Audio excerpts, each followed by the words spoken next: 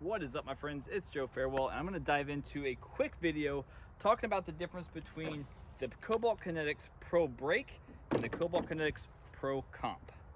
Now, the visual difference between the two is pretty striking.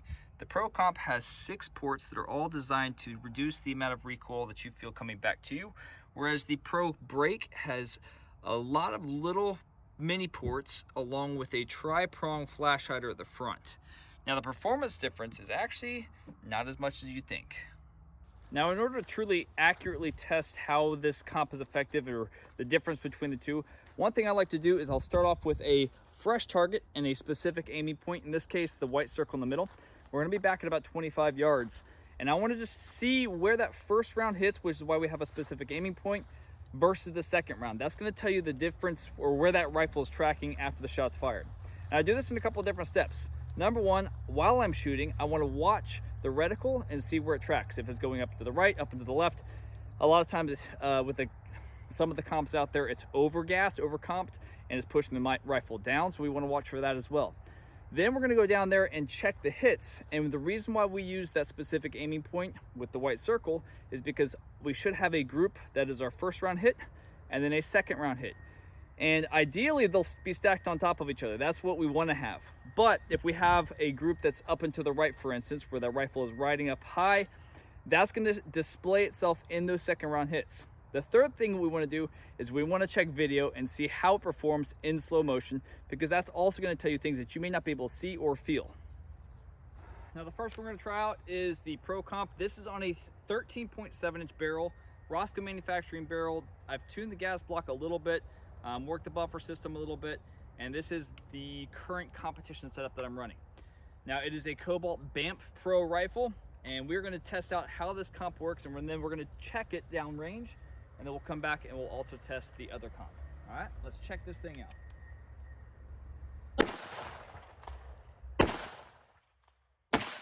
All right, now the first thing I'm doing there is we're taking 3 shots, and I'm just watching where those first rounds are, or where that reticle is going after that first round happens. Now we're going to take 2 shots, and we're going to see if we can get that pattern established where that second round is going. From what I'm seeing right now, it's staying, there's very little felt recoil, but it's bumping up and to the right just a little bit.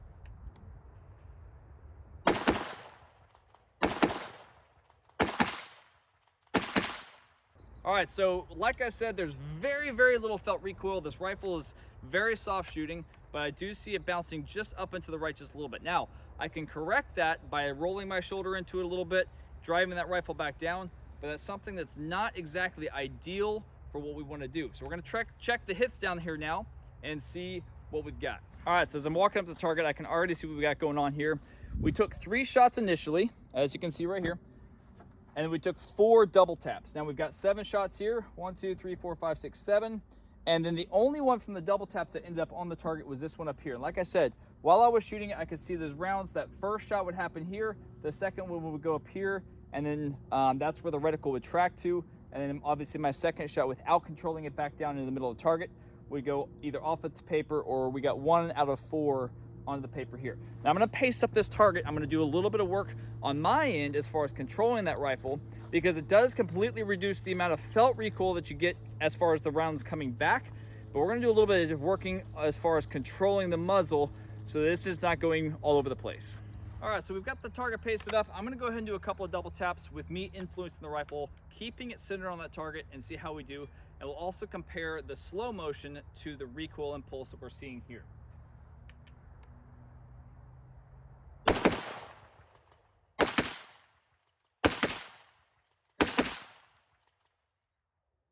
All right, so let's go ahead and check that.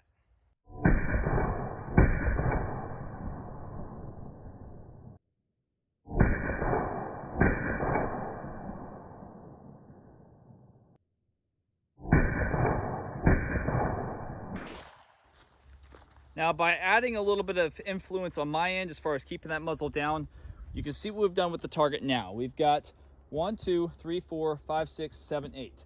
This one right here was, I think, the 3rd round that I took, and I did get a little bit loose with it. All the rest of them are right here in the A zone. This one's just a little bit into the Charlie. All right, guys, now we're going to test out the RCB-3, the Pro Brake that I was mentioning earlier. This one is designed more for the working rifle in mind. It's got that flash hider, It doesn't have these super aggressive side ports that can really blow you out if you're inside of a room or a vehicle. So this one's designed more as a tactical compensator, tactical brake. And it does a good job. So we're gonna test this thing out now. I've pasted up the target down there. So we're gonna go ahead and do one shots and see where that dot's tracking. And then we're gonna follow that up after with double taps and see where those end up, all right?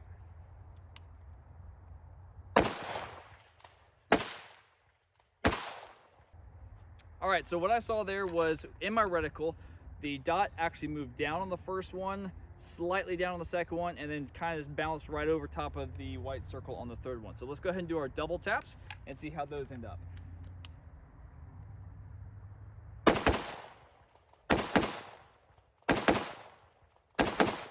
Okay, so in the double taps, I was also seeing my dot move slightly downwards, so it's maybe just a little bit over-comped, or maybe I'm adding just a little bit of pressure into it. I didn't feel like it was, just kind of letting it sit there. But the reticle stayed in the center of the target the entire time. Let's go ahead and check the target. All right, so as we come up to the target, just like I suspected, we have most of the rounds dead center here. We had a couple that bounced a little bit low, and had one that bounced high, it looks like. And I didn't call that one. I'm kind of bummed that I missed that. That's my own visual processing skills that I got to work on. But otherwise, we've got 1, 2, 3, 4, 5, 6, 7, 8, 9, 10, 11 rounds. So we had 3 on the first run, and then we had 8 rounds afterwards, and those are all pretty much staying in here. Now, with that being said, the ability of this tactical compensator to keep those rounds on target is really effective, and I'm actually liking it a lot for that reason. Now, there is a little bit more felt recoil, which you'll probably be able to see from the slow motion footage we're going to post here in a second. But that being said, the gun stays on target, so I'm happy about that. We're going to do another drill here, and then we'll wrap it up.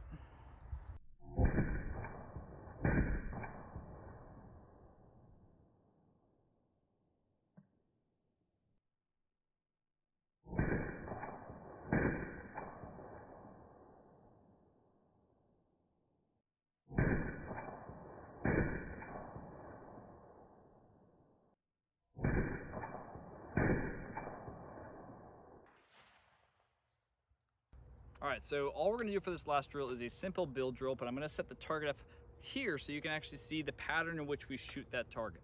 We're gonna start off with the Pro-Comp, and then we'll go from there.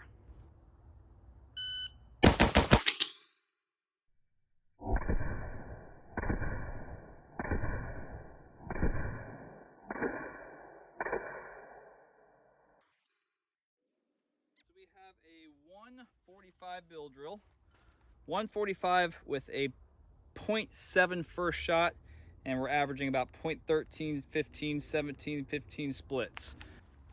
All right, so I've got the target pasted up, and we're going to test this out now with the Pro Brake.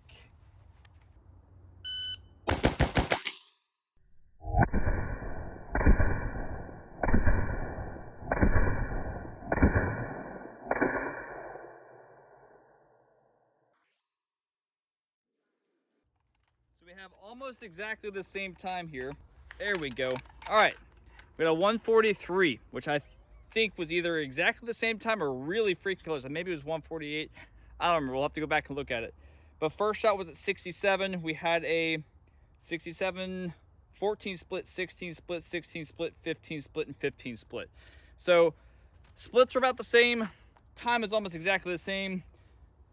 We can see a really nice little group here. There's not a whole lot of difference as far as like how much I had to control. Or I'm sorry, there is a little bit of difference about how much I had to control. You could see with the original one, with the Pro-Comp, I was driving it back down, and I actually overdrove it. That's where we got this pattern to come down here. And then with this one, I just kind of held it on target and let it do its thing. And it stacked all 6 rounds, 2, 4, 6, into the middle of the target, which makes me really happy. So that is going to wrap up our video for today. Basically, what I wanted to share with you was something that I noticed while I was shooting, getting a little practice in on my own, and that is the extra impulse that I required, the little extra input that I required to keep the Pro-Comp on the target versus the Pro Brake. And I was surprised. So I wanted to do this comparison video for you and for me, just to really get some good data on it. And I think this shows pretty well. The Pro-Comp reduces recoil. There is no question about that. That rifle, you don't feel it coming back at you at all.